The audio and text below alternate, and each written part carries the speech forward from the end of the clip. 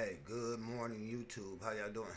This your boy Rob Thomas Jr. and this is the real news behind the news. Oh yeah, today is still another rainy day here in Shreveport, February 12th, Wednesday, 2020. And again, you all know that we don't like to do too much tabloid type of videos, but I think this video is relevant because as I go down, every morning when I wake up, I just go down dozens upon dozens of news sites and see what the most important topic that I feel as a parent, as a citizen, and just as a human being I should be focused on. And yesterday we talked a bit about the coronavirus, how there's a possibility that virus could actually be weaponized. But today I woke up and I saw a story and it kind of made me say, yeah, where former child actor Macaulay Culkin, y'all remember from Home Alone? Well, he had when he was during his time as a child actor, a superstar entertainer, big time entertainer, because he had those successful movies with Home Alone. He had a lot of interaction with Michael Jackson. They was like partners. Well, Macaulay Culkin came out today and said Michael Jackson never touched him, never did anything close to it. And it was, kind of a vindicating moment, although Mike's been dead for a while. But recently you had people like Oprah Winfree and others trying to scandalize his legacy. In every case Michael Jackson went through where they accused him, we come to find out that the man didn't do what they said he did. Now, we don't know what personally Michael Jackson had going on, but none of the real accusers who ever took him to court, actually could verify or make claims, legitimate legal claims that Michael Jackson did anything inappropriate to them. So again, it goes to show how it takes a white man to come out and tell the truth, whereas they're using black women such as Oprah and Gayle King to destroy black men. It's crazy that Macaulay Culkin, after all this time, now he could have came out a long time ago, and we wouldn't even be having these types of conversations about Michael Jackson, who I believe was the greatest entertainer of all time, man. I'm talking about ever since I was a kid, I've been a big Michael Jackson fan. And it hurts to hear, over the years, all these accusations, and you don't know what to believe. But here we are, Macaulay Culkin now finally comes out and say, Michael, he ain't never did nothing like that to me. It throws it back up in Oprah's face now, because again, I hate to say that Oprah is nothing more than a puppet for the mainstream media. And when the mainstream media wants to destroy your credibility, first of all, they destroy your reputation, then they destroy your credibility, then they destroy you financially. If Michael Jackson would have been alive today, what's to say they still wouldn't be bringing cases up against him, alleged cases up against him from 30, 40 years ago. But for Oprah to wait till this man is dead, when she had all the opportunities in the world to interview about these allegations and accusations, she never did that. She was too busy hanging out, hugging Harvey Weinstein. That one dude, the one dude I told you about in the last video, his name was John of God.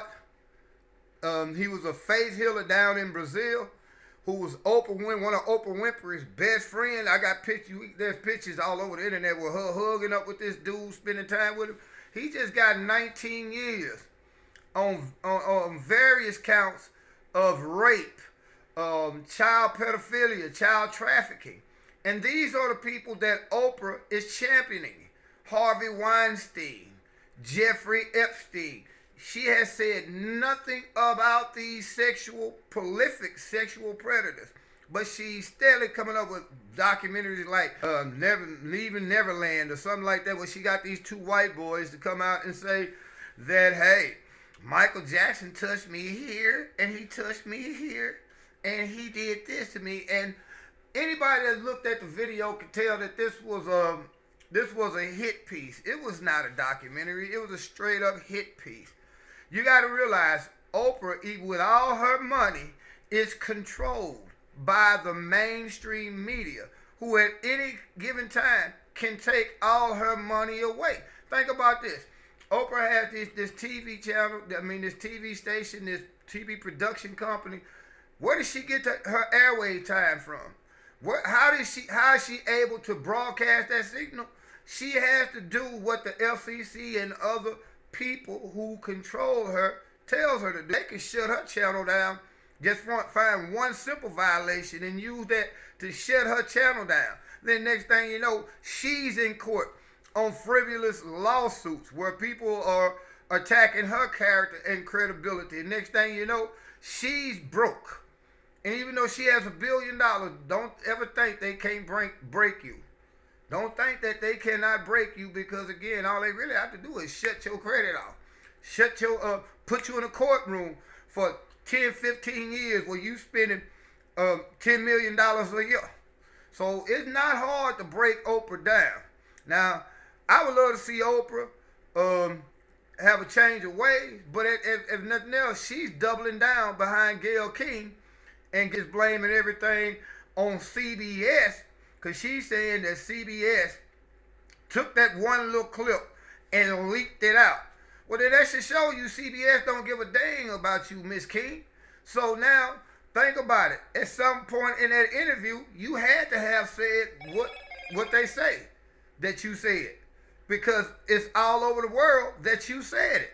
And we saw you as you were saying it, and we heard what you said about Kobe Bryant. The man wasn't even in his grave yet, and you go out of your way to ask an inappropriate question. Now, we do have to keep in mind, she was just doing her job as a journalist, but as a human being, she should have thought better and leave that question alone, because again, just like with Oprah accusing Oprah and R. Kelly, and Gayle King did R. Kelly and all this. Oprah did Michael Jackson. She went against Bill Cosby. She went against Russell Simmons. She went against all these men. There was a point in time that you could have been asked these people.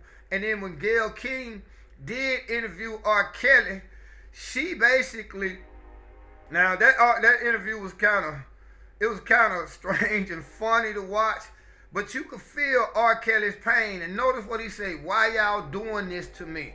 I done did all this for y'all over the last 30 years, and now y'all want to throw me under the bus. Why is it that they went so hard in the campaign on R. Kelly? But you know what I'm saying? Kevin Spacey is still walking around here free. Think about this. Charlie Sheen has admitted to having sex, drug-induced sex with hundreds of strippers, knowing that he had HIV. He exposed all these women to HIV virus. If that was you or me, guess where we'd be at right now? In the penitentiary. If it was you or me, we'd be in the penitentiary. But he's walking around scot-free. Think about this, and I'm going to end this video. Kevin Spacey basically beat all his charges because pretty much every witness, not so much witness, but every defendant or plaintiff against him wound up dead. Literally. They didn't just die from heart attacks or a long bout with cancer. They were killed. In most cases, they were murdered. And Kevin Spacey would actually get on YouTube and make some of the creepiest videos you ever seen, alluding to the fact that he was almost untouchable. Now, I think they're going to get Harvey Weinstein. They got to sacrifice one white dude. But they lynched Bill Cosby without a rope and a tree. They finna lynch R. Kelly without a rope and a tree. And then unfortunately, in those cases, those fellows may have given them the rope and the tree. Literally brought the rope to the tree but because of some of their sexual escapade. And we don't condone, if they're guilty, what they did. But at the same time, when you have black people deliberately being bought and paid for, directed to target other black people, while saying nothing about the white people who commit the same crimes, or if not worse, then you have to hold those people accountable.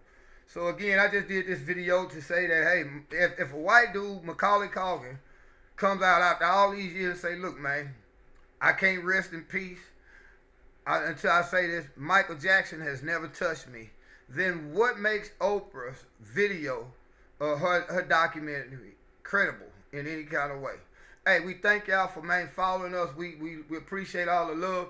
Keep hitting that the likes button if you like these videos. Most important, make sure that you stay subscribed, because again, YouTube be taking our subscribers away, but so far lately they haven't, and we've actually grown. Really, we've actually grown by almost 25 now, since about 3 weeks ago. So people are starting to listen, and I'm really again try to go live, do this live thing. Again, we struggling with the equipment, trying to get the equipment, because again, think about it. Here, it done rained almost 3 weeks here in Shreveport off and on, and over the last 3 days, it's been raining constantly, nonstop. So, you know, every little piece of finance I get is basically, it's gone already, because you know I gotta scrape together the bill. So we ask y'all, man, if y'all can help us, you know, please support us, you know, in any way that you can. One gentleman continues to tell us to get a post office box. Right now, that's it. You know, that post office box might well be $1 million, you know, when the phone is about to get cut off, because again, I haven't been able to work in the last 3 weeks. So y'all pray for us on that down here. But yeah, we're gonna end this video, and y'all keep hitting that button, man. Check out the Cash App, cash tag, but most importantly, man, make sure you stay subscribed. Y'all be blessed.